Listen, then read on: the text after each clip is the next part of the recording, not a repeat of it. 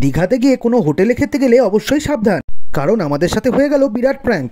কথা ছিল দুপুরে খাবার থালির মধ্যে থাকবে ঝুরঝুরে আলু ভাজা, বেগুন ভাজা আর তার সাথে 2 রকম সবজি, কিন্তু খাবার পরিবেশনের সময় দেখলাম রয়েছে 3 রকম পাঁপড় ভাজা, একটা নুন ছাড়া ডাল আর একটা জল শুক্তো। হোটেলের ম্যানেজারকে জানাতেই আমাদের বলল ঝুরঝুরে আলু ভাজা আর ওই পাঁপড় ভাজা দুটোই একই, আর বেগুন ভাজার তো কোনো চিহ্নই ছিল না। আর সেই মুহূর্তে মেনে নেওয়া ছাড়া আমাদের কাছে আর কিছু উপায়ও ছিল না।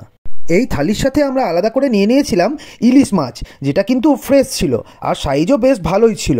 আর তার সাথে নিয়েছিলাম রেয়াজি মটন, যেটা কিন্তু বেশ থলথলে চর্বিযুক্ত ছিল, খেতে কিন্তু বেশ ভালোই লাগছিল। আগের মেনুগুলোর জন্য যতটা মন খারাপ হয়েছিল, এই ইলিশ আর মটনে মনটাকে একদম ভালো করে দিল। আবারও শেষ পাতে হয়ে গেল প্র্যাঙ্ক। টমেটোকে সেদ্ধ করে চিনি ছাড়াই দিয়ে দিল চাটনি বলে। কী আর করা যাবে, এরকম প্র্যাঙ্কবাজ হোটেলের পাল্লায় পড়েছে তখন তো আর কিছু করার নেই। শেষমেশ ভালোবাসার পাঁপড়ে কামড় দিয়ে খাবার সেরে উঠে পড়লাম।